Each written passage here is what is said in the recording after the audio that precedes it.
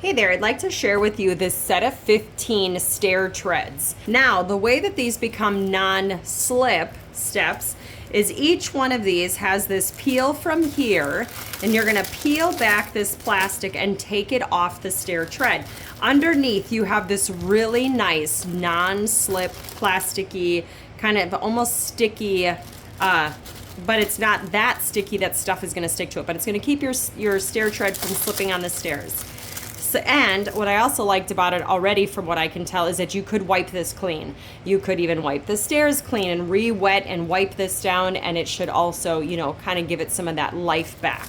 So let's go ahead and get this on the stairs. And if you're looking at like thickness, you can kind of see how thick it is. It's not that it's very padded, it's just enough to cover the stair.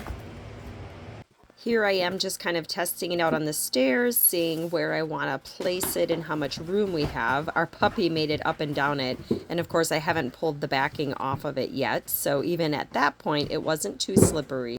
Here I'm peeling back the backing on it, and we do plan to actually repaint these stairs before I permanently put these in place.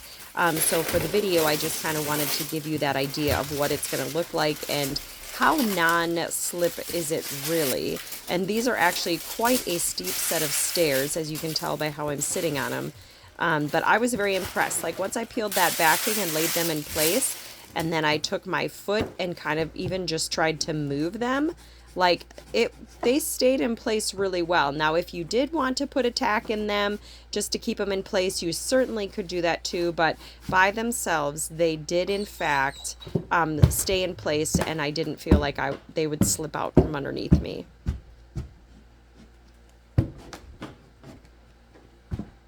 And then here's what they look like looking down.